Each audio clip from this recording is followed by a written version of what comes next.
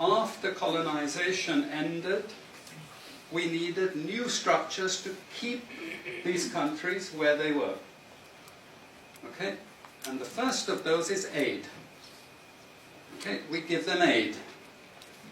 Aid for what? Actually, we give them aid to keep repressive regimes in power. That's all.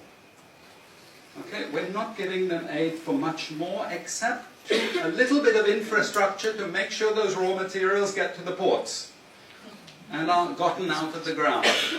But for the most part, we give repressive regimes money and power and guns to keep that system going. This is what it's fundamentally about. All the hypocrisy about transparency and democracy and bullshit like that, it's all bullshit. You know? And at least the Chinese don't enter into that bullshit. They say, we don't care about the whole political environment, we just give the money. Okay? And it's for raw material extraction, period. Okay? Number two, and this was a very important one, still is debt. I was telling some of my students today, was it today or yesterday, about Confessions of an Economic Hitman. Do you remember this? Have any of you heard of this one? Confessions of an Economic Hitman. It's a book written by John Perkins, who used to work for a very nebulous, opaque bank. No one had ever heard of this bank, but it was formed in the 1950s by the IMF, the CIA, and the American State Department. And it had only one job: to lend money to developing countries that were raw material producers in order to indebt them. Once you are in my debt, I control you. Okay? And this bank had 4,000 employees. But no one ever heard of this bank, you see. But it would go to country after country offering loans. And if the president did not accept the loan, they were killed. And he gives two examples of presidents who were killed when they did not accept the loan. You see, the lending is also very important to trap the country. It's very important. It's part of that process. I teach in Suriname. And Suriname in recent times had a huge foreign exchange reserve. So big they didn't need to borrow money. And then one of my students, who was very high up in government, he said, you know, the IMF is trying to convince us to borrow money from foreigners. Why? I thought, duh, you know, sorry about this, but, you know, this is the game.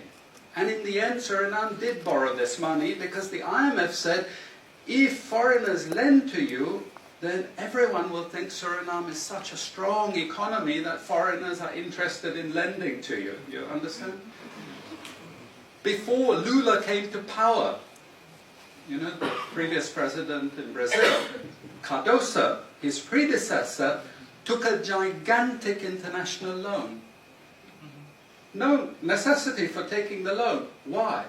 Because once I catch you with the debt strings, I hold you forever. You are my prisoner. Okay, so debt has been this huge spider's web which has trapped sub-Saharan Africa and keeps them held there. Aid, debt. We have a third structure which is again not known by many people, but it's something that was put in place and continues to this very day, with no one discussing it. No one says anything about it. It is monopoly buying structures.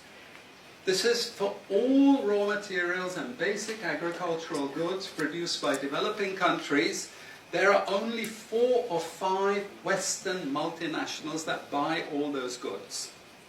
And they collude between them. So if you take any major product, these Western multinationals, they collude between them. Even if we go down to banana production, we had a PhD done here at the ISS, and the person showed that the 4 or 5 major multinationals, they collude, and in order to make sure they control is total, what they do is they force all the producers to produce the same uniform banana. You know, the crap you buy in the West and has no taste at all. You go to any developing country, you know how a banana tastes, don't you? There's so many of them, lots of varieties, but we only market 1 or 2 types, so we have control, you see. If you don't produce at the price I want you to produce, I go to the next country. You see, we get control. So these buyers, they impose that control, and they keep pushing the prices down and down and down. Okay, this is the game. No one says anything about it. There are no commissions of inquiry to say, this is illegal, what you're doing. The WTO has nothing to say about this. But sorry to say, you know, if banana prices rose 10 times, especially for people like me who love bananas, okay, I protest. I like my living standards. Okay, it's the same with all the other raw materials, you see. We're all benefiting, we're complicit. We're actually complicit in this because we will protest and shout out if the situation ever changed. Okay, now we come to those international institutions. And I must tell you this from the outset, don't think of them as wicked. IMF, World Bank, WTO. We always think evil creatures, horrible. It's not. It's just economics. It's economic warfare. The rich declare war on the poor. It happens everywhere. It happens in a country. The rich control the government. Of course they do. You really believe you have democracy? Come on. You know, I mean, grow up. This is not about people living in democratic systems.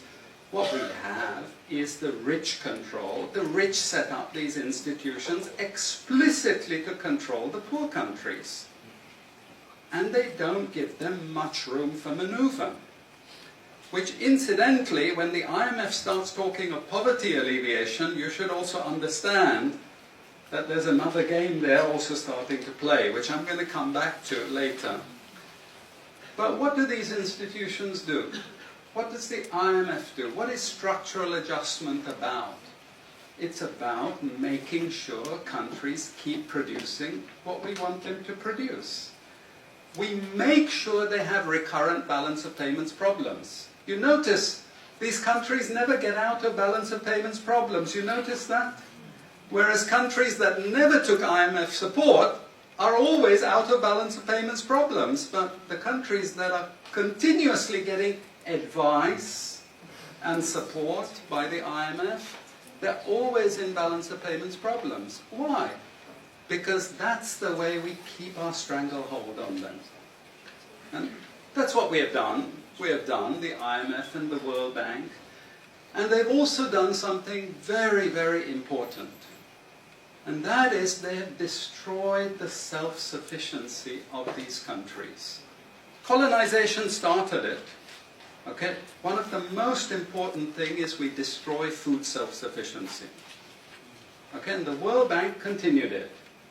They forced most countries to eliminate all food subsidies and food support.